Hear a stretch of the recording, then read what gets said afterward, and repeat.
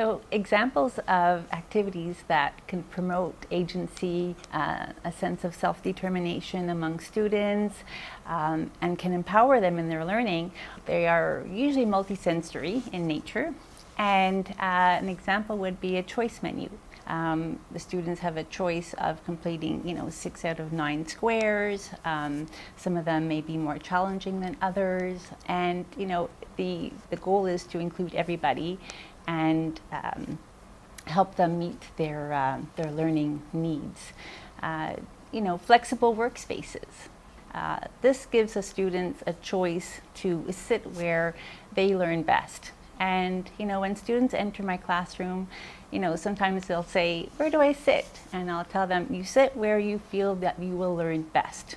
And if that means in the back of the classroom, then, they have that choice. If they need to sit in the front of the classroom to avoid distractions or, for whatever needs they may have, that is it's using their own sense of metacognition that helps them become more effective learners as well. Other strategies or activities that incorporate choice would also be technology.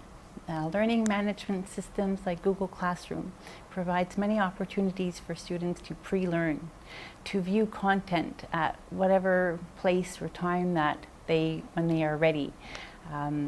Google Forms provide opportunities for students to demonstrate knowledge, to give teacher feedback for exit tickets, or even constructive feedback for the teacher so that they could create a classroom that's more conducive to each student's needs as well. Often I'll say, "How could I make this class or this lesson more effective for you?" And so through technology, students can give that feedback in a safe way. Cooperative learning activities is another activity that incorporates choice. In situations where students work in groups, positive interdependence, which is a tenet of the cooperative learning, makes them feel accountable yet engaged in their learning. And having multiple roles within a certain activity, whether a student is a scribe or the presenter, or in my class will play who's the patient, who's going to be the LPN or the nursing assistant, who's going to be the other multidisciplinary team member. So they get to choose their role and they can demonstrate their knowledge in that manner.